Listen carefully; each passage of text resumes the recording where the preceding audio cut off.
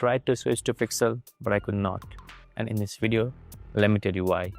And it's not the Apple ecosystem. Just like every year, this year too, Google came up with its new line of flagship devices, the Pixel 10 and the 10 Pro. I used the Pixel 10 Pro for like 2 weeks and I tried to switch from my 2-year-old iPhone 15 Pro. I transfer all the data wiredly through the USB cable. So let me tell you the switching process. It was not that tough. Throughout the transfer, you will get all of your apps transfer, but for the in-app data, you have to log in or transfer it manually. Though the transferring WhatsApp chats were really easy if you do it while setting off the devices. The next thing that I had to transfer was all the passwords that I have saved in iCloud. So throughout my 2 weeks of usage, if you talk about the Apple ecosystem, I was still using this device with my MacBook, the AirPods Pro, and the iPad. I didn't have any issue regardless it being an Android device. A few things that I noticed was the AirDrop. I really missed that. I did try a lot of alternative, but nothing worked as seamlessly between the Mac and the Android devices. Along with that, the one thing that I couldn't find the replacement was the AirTags. You cannot track your AirTags no matter what. Though the Android phone will give you a warning that an unknown tracker is moving with you and you will get a notification, but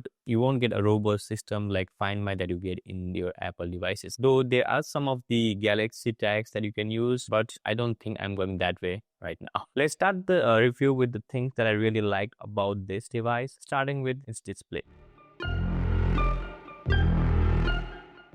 The design is a similar Pixel design with the visor at the back. You get Corning Gorilla Glass Victus 2 at the front, and this is a gorgeous display. This is a 6.3-inch AMOLED display with LTPO and 120 Hz of refresh rate, meaning it can go from 1 Hz to 120 Hz depending upon the content that you are watching. Along with the refresh rate, let it be indoors or outdoors, even under direct sunlight, the display is really bright. The next thing that I really like about this device is the Pixel Snap. So the Pixel Snap is the MagSafe for the Pixel. So you can use any of your line MagSafe accessories, chargers, wallets, and it will stick quite strongly with your Pixel device. Talking about the wireless charging, it supports C2 charging standards. The Pixel Pro can charge at up to 15 watt wirelessly, while the bigger Pro XL can go up to 25 watts. Now coming about the wired charging situation, the Pixel can charge at up to 30 watt and it's not really fast if you look into the competition. The next thing that I really like about this device is the software. So the Pixel 10 Pro comes with Android 16 out of the box. It is the latest stock Android, just like how Google wants it to be. Along with that, you get all the Pixel exclusive features. 3 of the new ones that came out this year was Magic Q and the conversational photo editing. With Magic Q, the model runs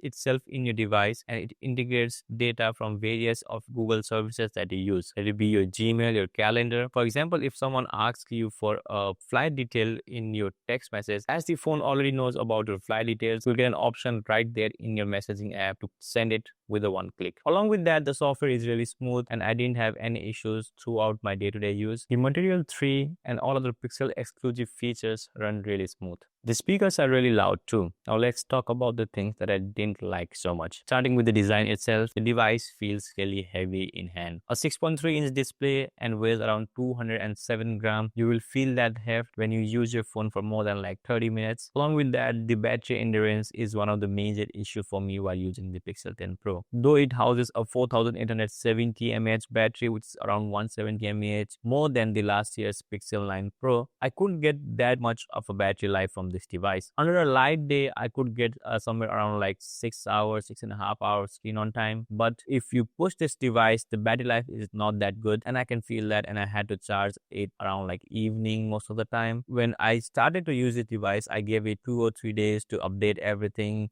download all of my data, everything. But even after that, I was not really happy with the battery life. Now let's come back to that Tensor G5 chip. So this time, it's TSMC who is making the Tensor chip for Google instead of Samsung. The Tensor G5 has a 34% performance increase for CPU and a 60% much more powerful TPU for those AI tasks. But when it comes to GPU and the raw performance, the chip lags really behind. For the single core performance, it was somewhere around the S24 Ultra mark. Those are the last year CPU, but when it comes to multi-core and GPU, this device really lags behind. I don't know why the Geekbench 6 GPU benchmarking was showing really low score. I hope it is due to some drivers issue or something like that, because this device was showing less score than the Pixel 9 8 or even 7 series of devices. Along with the chip, this device comes with 128 GB of base storage. When I download all of my apps and a few of the games to try out, I only have like 22 or 23 GB left, and I have not even captured any photos or videos aggressively on this device. And now after the launch of the iPhone 17 series, I think it will be a tough sell for Google to sell a $1,000 flagship with 128 GB of base storage. Now coming to the cameras, we get a triple camera setup at the back with a 50 megapixel main camera,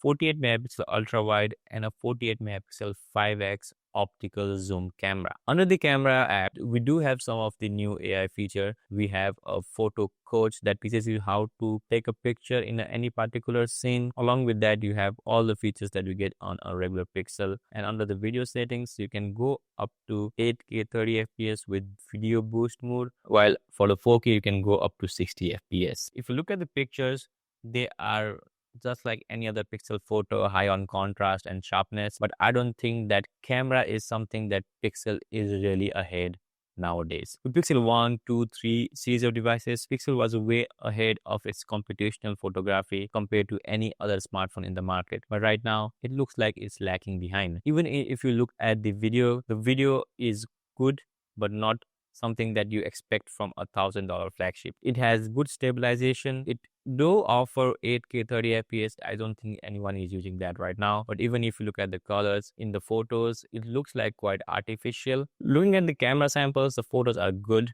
but not class leading. At this price, Pixel had to do something more, and I think at $1,000 buying a Pixel 10 Pro for its photos and videos won't be a good choice. If you want to get a similar look, I think the $799 Pixel 10 can do it for you. So the Pixel 10 series is a minor update compared to its last year Pixel 9 series. You won't get any drastic new features, but some refinements here and there, new AI feature, a new G2 magnet known as Pixel Snap at the back, and a really good AMOLED display. That's all that you have. I transfer everything to this device from my iPhone, and I did use as my main device and only device for 2 weeks. I don't think I would be switching to Pixel as of now. So what are your thoughts about the Pixel 10 series? Let me know in the comment section below, and I will catch you all in my next video.